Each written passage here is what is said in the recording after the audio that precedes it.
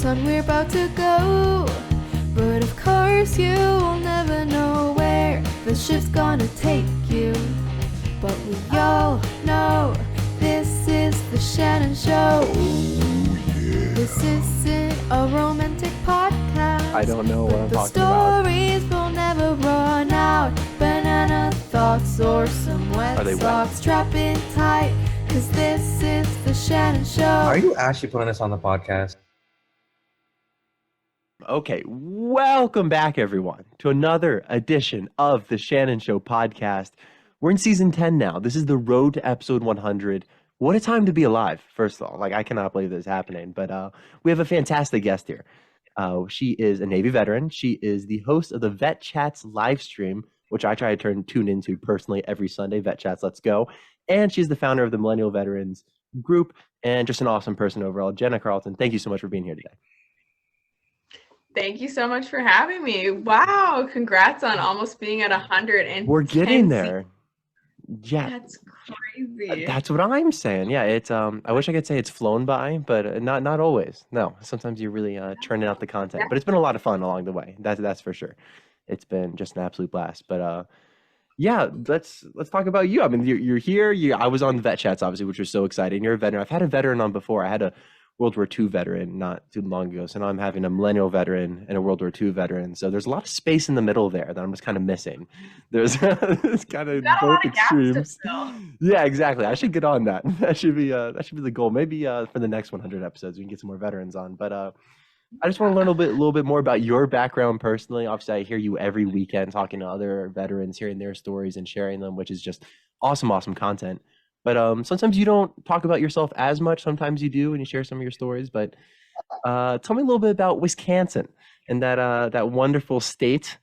If it exists, not sure. But what was your childhood like?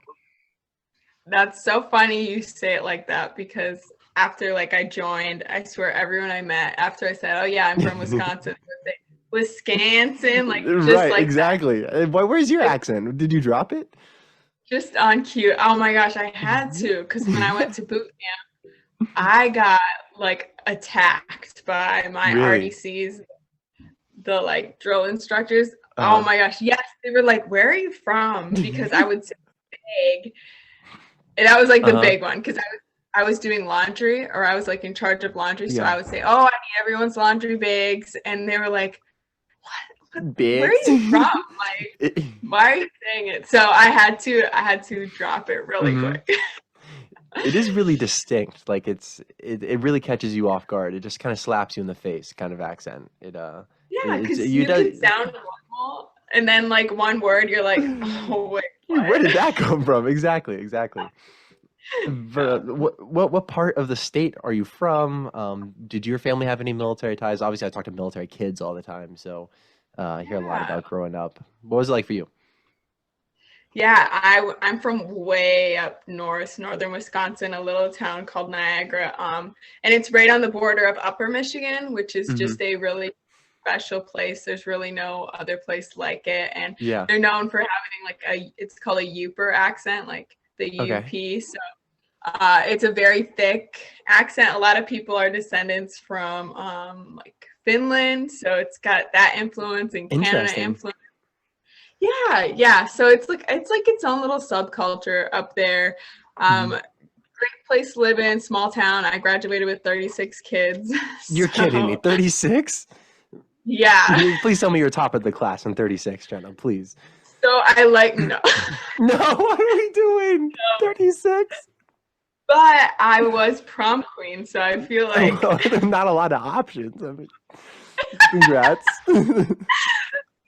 Yeah, I know. It's I'll lead with that, and then I'll be like, "Oh yeah, but only out of 36 kids," which is really only 10 other girls. I wonder how bad they must have felt. They couldn't win out of 10, but whatever. Yes, please continue. I had a great upbringing there, but again, it's just career-wise, there's not a lot of options of what I was interested in, and also I was kind of I was the opposite of you. That's why I'm so impressed by you and everything you've got going, and you started this podcast even while you were still in high school, because I was just such a do anything for fun, avoid any type of work. Yeah. Like I didn't have any structure.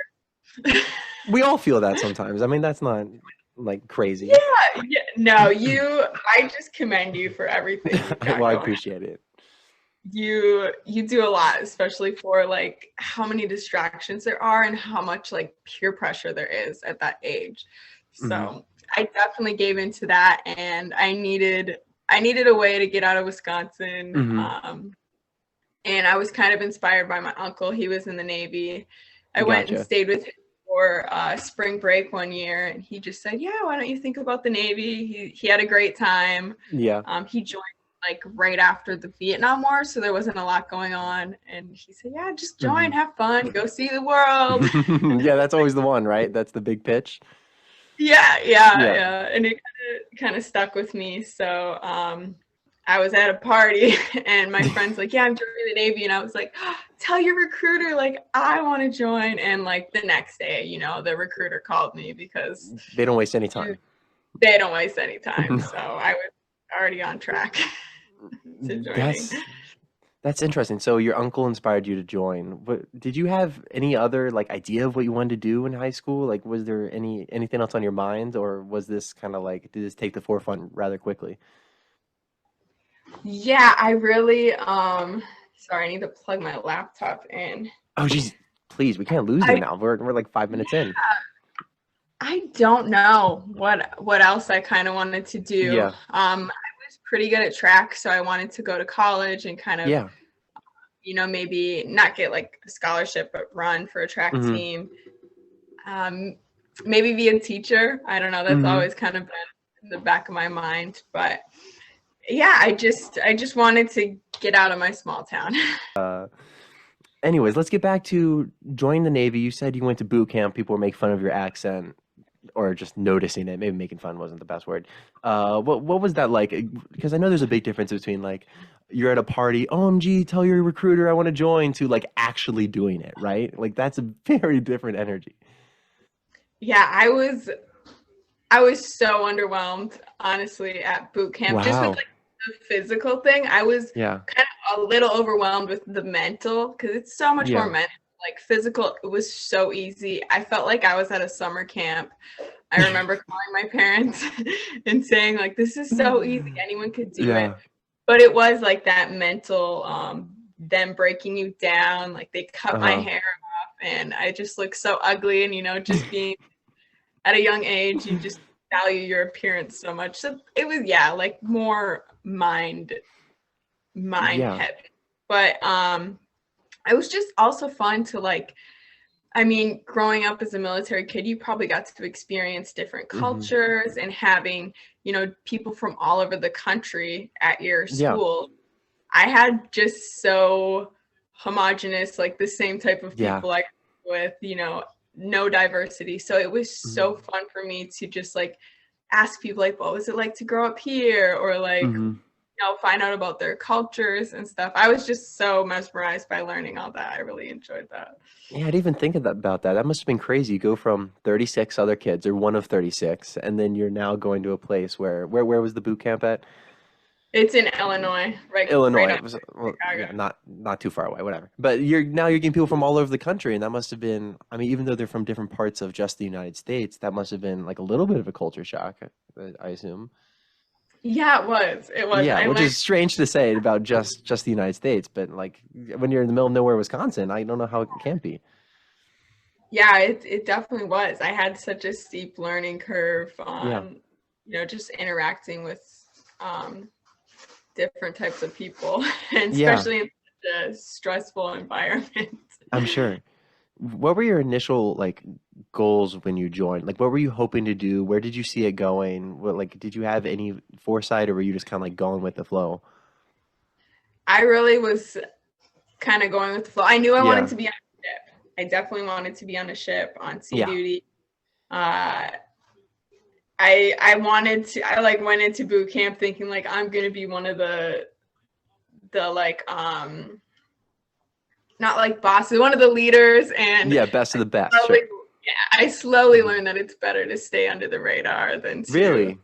to be a leader. Yeah, just for me, with how I was at that point, like I wasn't mature enough. I didn't have the leadership skills yet under my belt. So yeah, and then I was really just going with the flow, like you said. Yeah.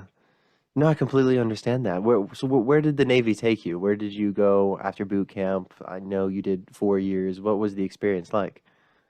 I went to Mississippi, and I was really lucky because one of my best friends from high school, she actually moved to the same town I was going to be staying Wait, what at. are the odds of that? Wait a second. From your high school? Yes. Okay. Yeah. So we were like reunited. It was really cool because she had a car, she could pick me up on base. A lot of other people, like, you don't have a car. Right. Yeah, that's a flex. Yeah. Yeah. So it was so much fun to be with her. But I like Mississippi. It was just kind of different for me. I spent like that first winter there, and then I got stationed in Norfolk, Virginia, on sea duty. So I could have been stationed on like any ship wherever they needed weather people. They would put us on, like our team on, and that was like kind of really lonely to show up to your first duty station because you don't have that kind of camaraderie of a class that you're graduating with or going to school with, and you just kind of show up alone and you go to the barracks and you don't have any friends. So it was really lonely those first like maybe 2 months there until you start meeting people. Yeah, I always wondered, I've never asked one this, but what do you do the first day at your duty station? Like, where do you go? Like, how do you know where to go? Does someone tell you where to go? You just like walk in and you're like, hi, I work here now. Is that a stupid question? I don't know. Like, I'm still worried about that wherever I get my first job. If it's at like a big building, like I'm not gonna know what to do. Yeah, it's super intimidating. So they do have sponsors. It's such a gamble. You never know if you're gonna have a good sponsor, someone that's gonna show you around, or someone that's just gonna like do it because they were the only person around, they had to do it.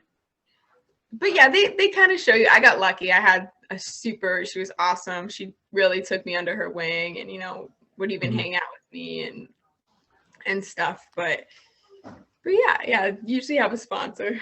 Yeah, that's helpful, I guess. Well, so what ended up being your job in the Navy? I'm not sure if you already said this, but so I did weather. I was an aerographer, so I did Gotcha. weather, meteorology, oceanography, all right, that other stuff. How did you end up deciding on that, or like choosing it? How did that come about? No, I actually wanted to be an intelligence specialist.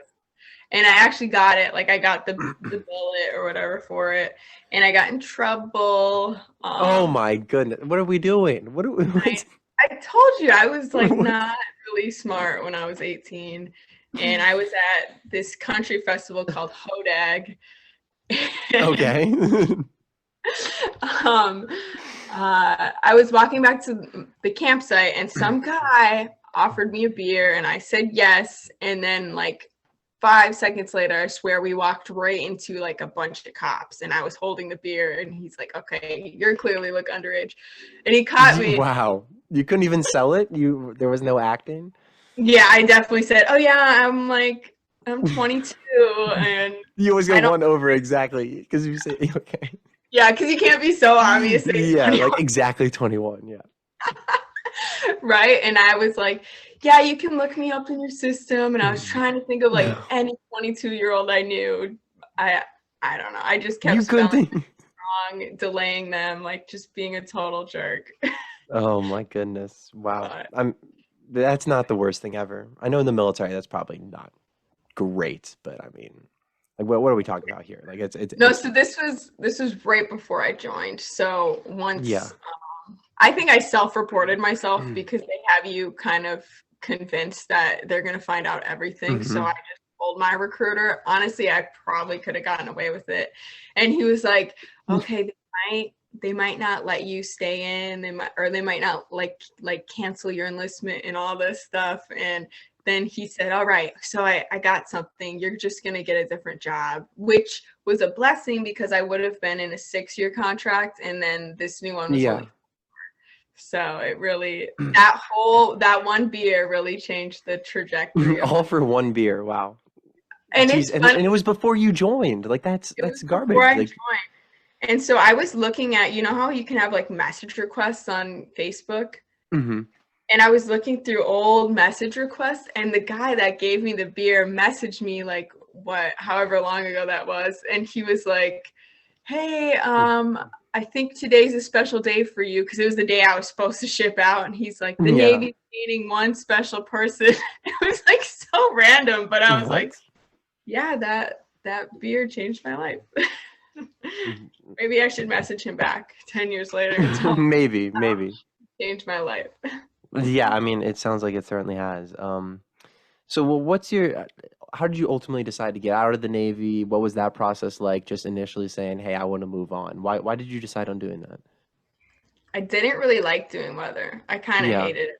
And if I would have re-enlisted, I would have had to go to a school for about 8 months, pretty much get the equivalent of a bachelor's degree in meteorology. I didn't want to. Wasn't your thing, yeah. I was not. If I was going to go to school, I wanted to go to school for something I liked. So I thought, why not get out, go to college? And that plan changed a million times. Yeah. Yeah, right before I got out, I made E5. So I was like, oh, maybe this is a sign. I should stay in. I don't know. The money's looking good, but I eventually I started dating my husband, and I just knew he was the one. So, there you go. Yeah. Yeah, I got out and just kind of moved up here with him.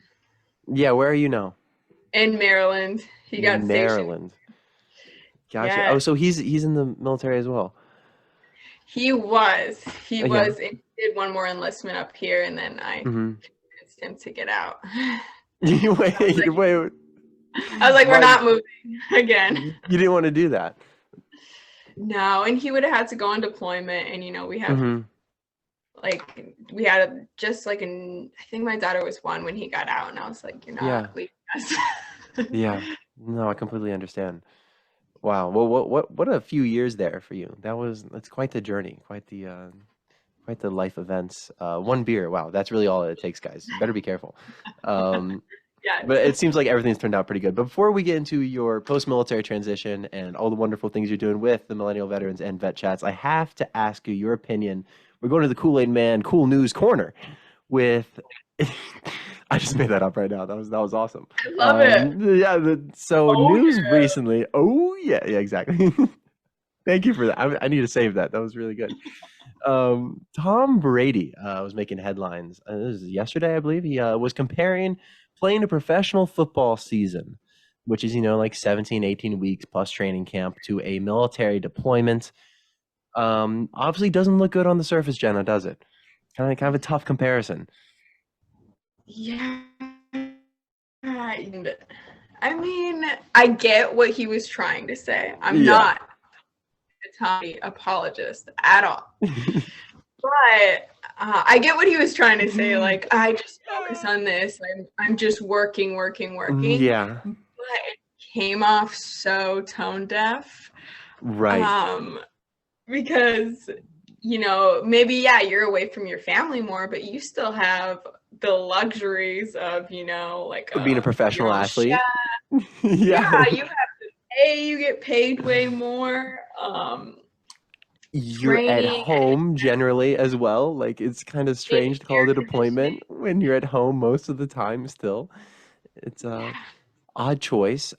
Certainly less dangerous. I mean, I know every single time he gets touched, they call a penalty because you can't touch Tom Brady when you're playing football for some reason. So he definitely has that luxury. Yeah, it was a strange comparison. I wonder if an apology is coming, or maybe he doesn't do that. I'm not big on forcing apologies out of people. I'm like, apologize. I hate when that happens. And then they fold and you can tell it's not sincere. I'm like, it's not the biggest deal, but I just thought that was funny. Do you make much of it? I just thought it was funny. If anything, it's fun to talk about, and everyone loves crapping on Tom Brady. So just one more thing. It's easy. Easy target, right? The guy who wins everything. It's easy to attack him. But whatever, Brady, say what you want. It's fine. Let's just do our preposterous. Go ahead, please. Oh, sorry. I was just saying people defend him, other people in the Navy. They were defending him? Yes. Interesting. But they're also like Tom Brady fans, so Yeah, that's interesting that takes the precedent over, rational, whatever. It doesn't even matter. That we were not going to offend him here on our podcast, Jenna. I'm just going to go ahead and do our preposterous predicament as well. This is a staple of the Shannon Show. This is a would you rather question. Both options are for the rest of your life, and I need you to treat this with the utmost seriousness because people really care about this. People need your advice. I'm going to you for some expert opinion here. Are you ready? ready. Like,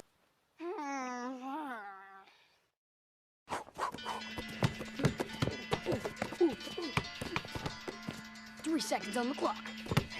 I'm playing basketball.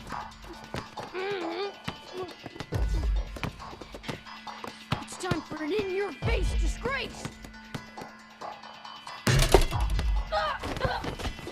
Are you okay? My nose is in my brain. Let me see. okay, two options, Jenna. Would you rather every time you see someone sleeping, you have to place 2 cucumbers on their eyelids? You can't resist it. It is just something you have to do. You always have a sleeve of cucumber slices in your pocket. And you just go boom, boom, just right on the eyelids. Really, really harmless, mildly annoying, but that's option 1. Option 2, you have to attempt to trip every child that you see. Every time you see a child, it doesn't have to be like a really like a mean attempt, but just like kind of half-hearted, stick the foot out there. Just kind of hope, just cast in the line. Maybe they'll take a quick little stumble. Any initial thoughts?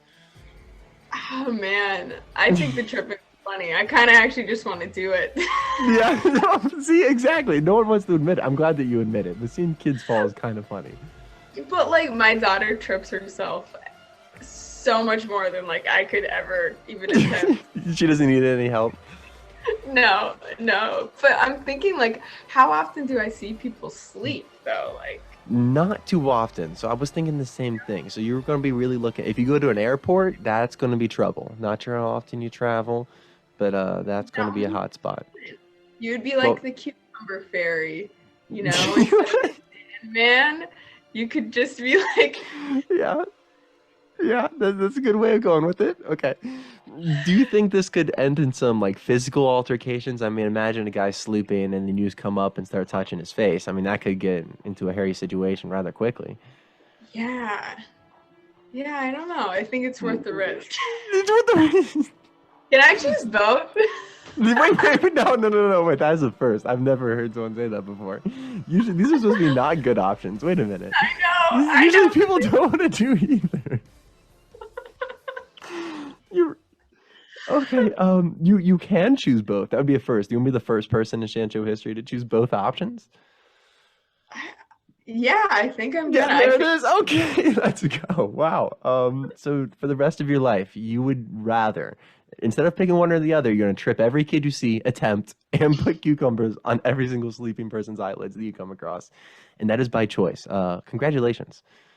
That is quite the decision. I appreciate you taking the fall on that one. I hope everyone else lets me know what they think.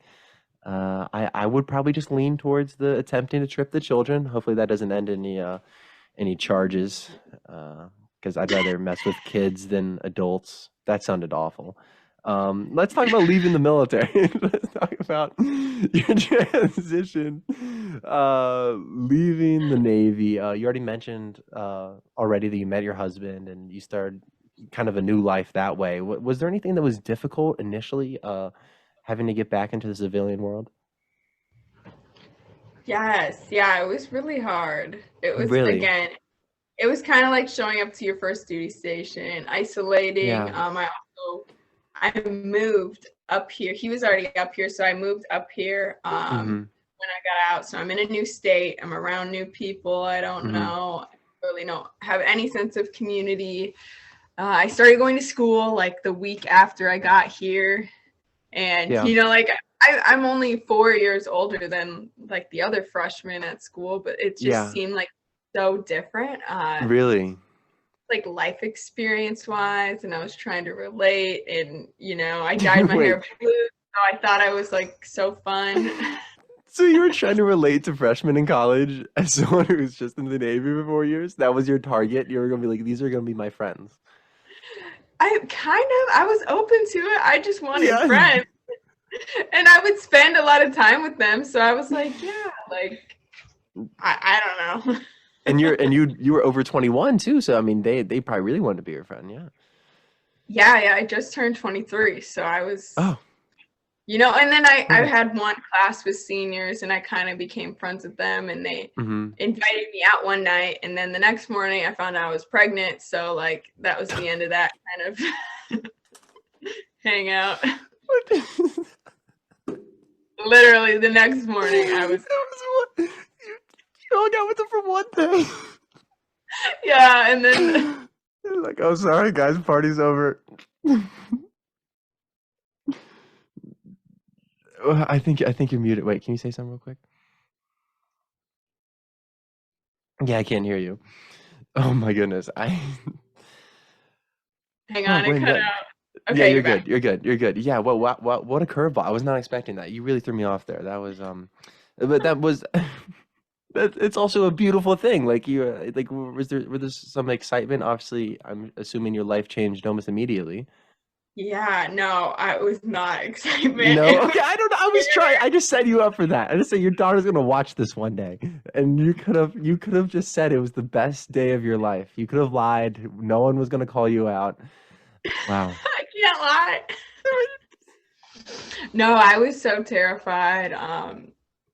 I was nervous, on top of like being out of the Navy. I didn't have a paycheck. It was just, yeah, like there was some excitement. I've always wanted to be a mom, so I wasn't like that's one pro. Yeah, there you go. Yeah, and I was already a stepmom because my husband has a daughter, so I was basically a stepmom. So I knew like he also wanted to be a dad as a dad, so we weren't worried about parenthood. It was just like how are we going to do this, like financially and mentally, and so now you're transitioning out of the military, but also transitioning into being a mom. Like that's, talk about another roller coaster of life experiences. How did you handle that? I can't imagine.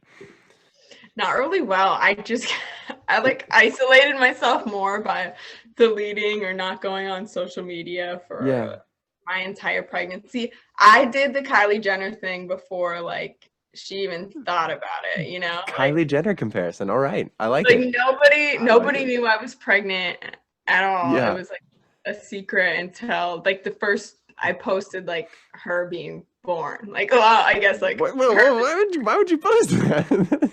What is wrong with you? I posted her as a newborn, but I never posted any like pregnancy pictures or anything. And what was that feedback? Was everyone, I mean, what was the surprise?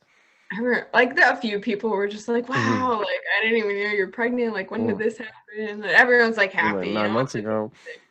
Yeah. Yeah. Yeah, that's when it happened. Duh. Crazy. But like raising a kid, what is that like? Like straight up, like I don't talk to my mom about this. I don't know. Like what is that? Like what is that like? Just like the early days. Yeah, because I was like surrounded by people like in college, they didn't have responsibility. I didn't tell anyone in my school I was pregnant, like none of my professors. It's pretty tiny, so I could hide it. Yeah. But that was just like me just being scared. I don't know, just being in a weird mindset. And but yeah, I was just like, jealous of everyone carefree, like they're wondering what they're gonna wear to like whatever type of party, to go like out, party. And then I really couldn't relate to them at all, and I started to just get really kind of annoyed. So I just kind of like pulled back and didn't talk to anyone. So yeah, I was pretty lonely. Yeah, that's it.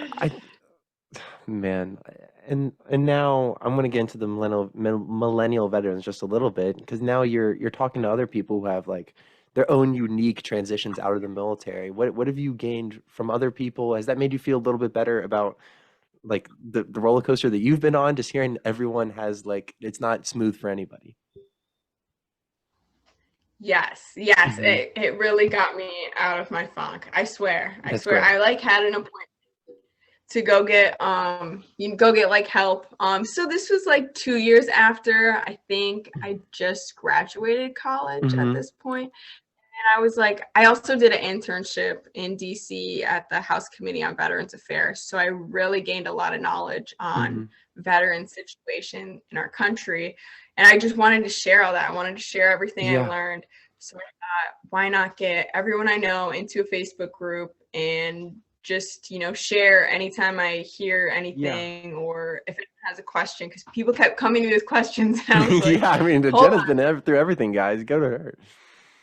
Yeah. So I just wanted to get everyone together, and that's basically how it started. And then other people were like, add other people, and it just kind of snowballed from there. And then I was like reading everyone. We just do like roll calls or just like shout outs, and people would tell us what they're doing. And I'm like, oh my gosh, there's so many younger veterans that are doing awesome things. I want to highlight that. I want to share their stories. So then Vet Chat was born. And it literally started off just like what you do. Like I was just interviewing my friends and just people I served with and telling stories. And, you know, we used to drink beer on them. Just a few more beers. Yeah. There's like a common thread to this. Yeah, like but that's so cool though. Like, so why did you, because it's one thing to have a Facebook group and like to talk to people through that and connect people, but like having a live stream / podcast, like that's a totally different responsibility in a way. Why did you want to start that? I just thought it would, I just needed to get like outside of myself, you know, just really throw myself into something.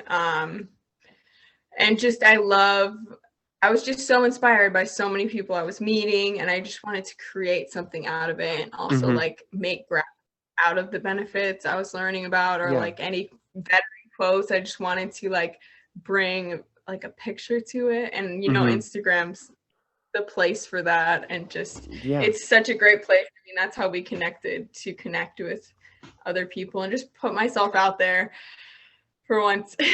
Yeah, it's awesome. Yeah, you really like it is a great production. I don't know if production is the right word, but it's also like the consistency adds to it as well. Like seriously, because it's so reliable. You're always there Sunday 9:30, whenever it is.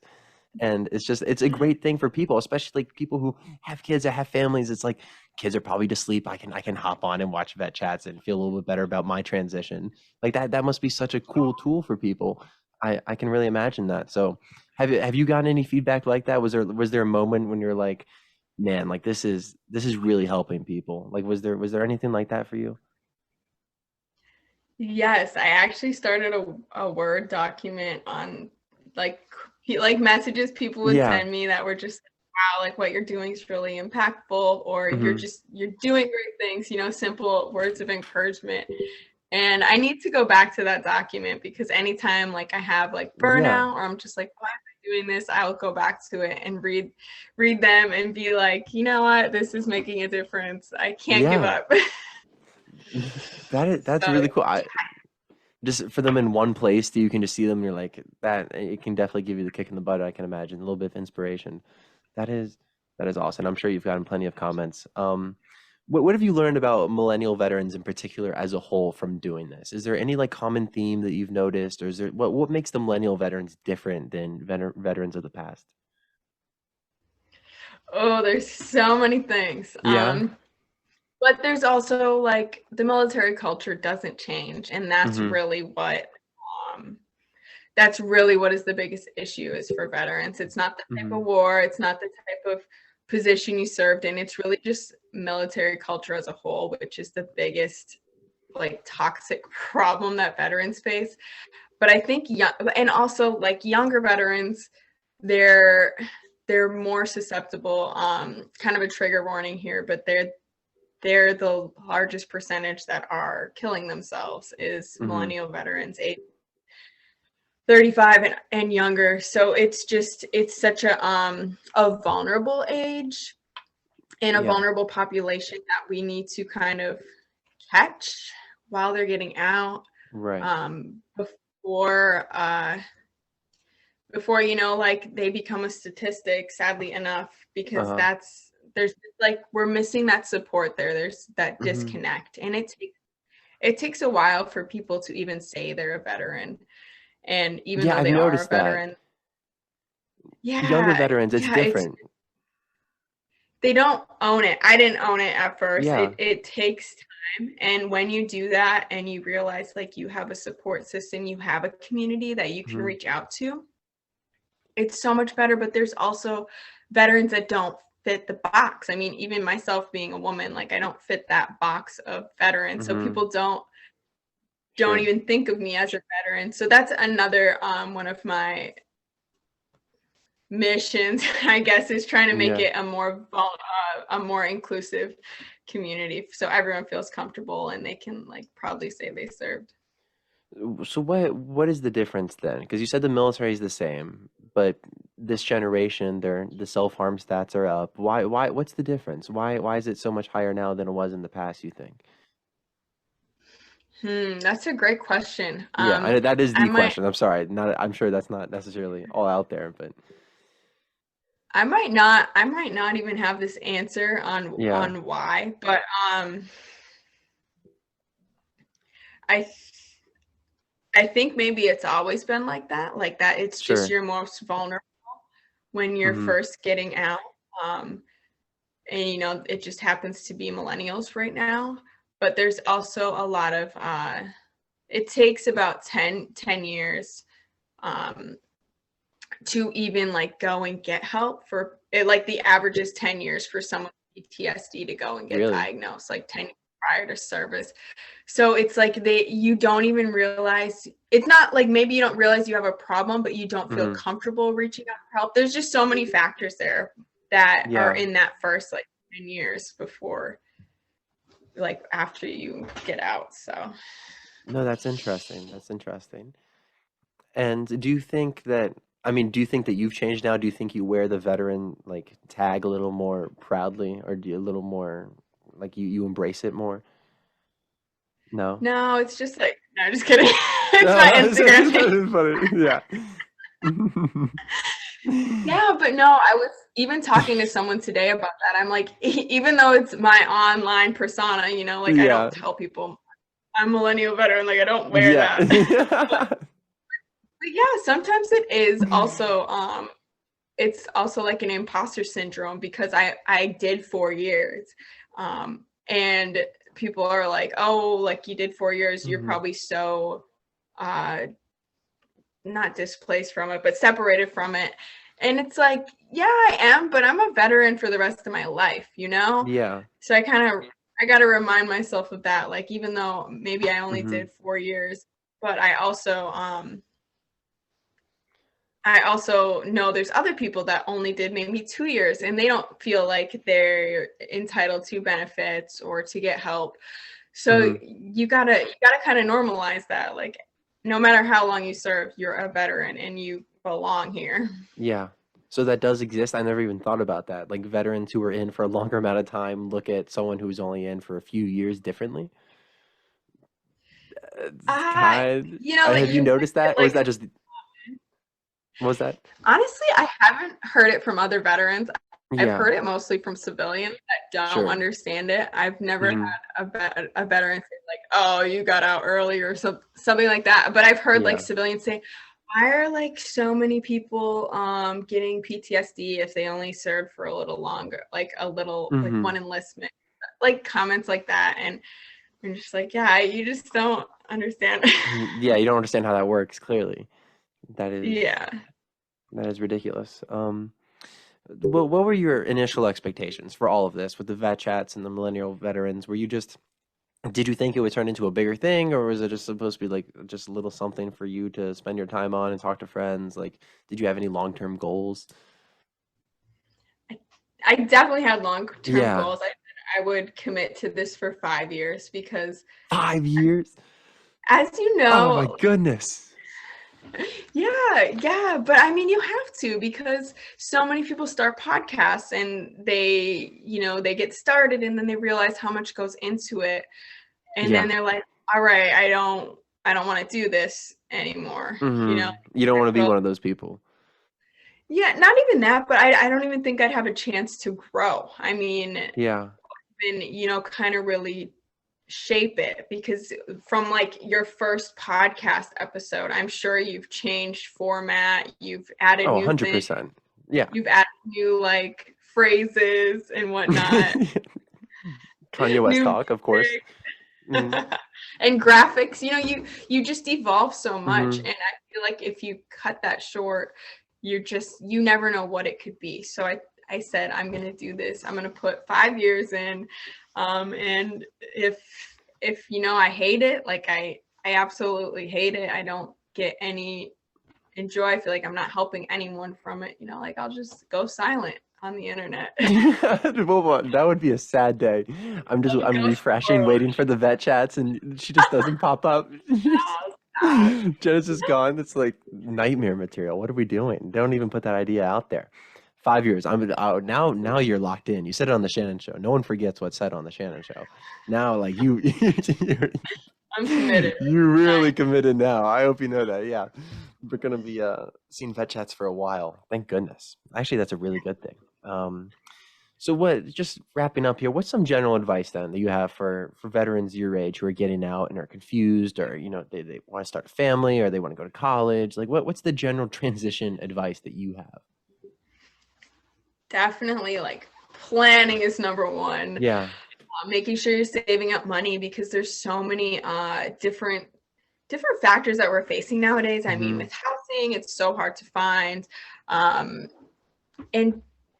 just even like there's so many like scammers and predatory people that want to get your benefits. So just tap into a community, tap into one of the podcasts. Like there's so many veteran podcasts that have great advice, career advice, whatnot. So yeah, that's my advice, is just to plan and really make sure you're connected to at least one other veteran, one other person that knows what you're going through, and don't ever be afraid to reach out and let someone know if you're feeling sad. And the VA is your resource. I mean, even if you're 0%, you can go there. Like, don't feel like you don't deserve it or you're taking someone else's spot, because we need you to go there and get better. So that's a great message. That's fantastic, and I hope that more veterans take that advice. That would be really great to see, and see some of those numbers change, and just a better community for veterans overall. It's a really important issue, and then maybe in turn that trickles down the military kids, and we're all just happy. We're all just singing "Kumbaya," just the best military community that ever walked the earth. Yeah, because I bet you, like, as a military kid and family, you're probably affected by that culture. You're absolutely affected 100%. by that culture, and your parents eventually become veterans. So it's like, yeah, you're right. It totally trickles down. Yeah, I mean, that's always whenever people ask me what the first issue is. It's like, well, first of all, like we live with the military member. Like they're directly impacting us every day. They're raising us. Like they are in our house. So whatever issues that they have or challenges that they're facing, of course, it's going to carry over. So it's not a hard dot to connect there. It's pretty straightforward. So yeah, I really appreciate you doing this, Jenna. This has been a lot of fun. You're always welcome on the Shannon Show. I'm always gonna be tuning into vet chats. Where can everyone find you? Yes, so definitely check out my Instagram, The Millennial Veteran.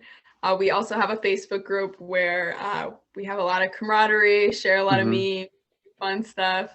Yeah, we need more memes. Yes. I am in the process of making more memes. I have been inspired by Shannon himself. Sweet. I need to get on it too. I need to match you. We need to go back and forth. I'm gonna be honest with your memes though, Jen. I don't want to hurt your feelings. I'm gonna give honest criticism. Meme? We can't have a meme more, dude. No, I've been waiting years for people to ask me that. Millennial veteran meme war. Okay, meme war is officially challenged. I accept. I don't know if you're ready for this. You might be outmatched. We'll find out.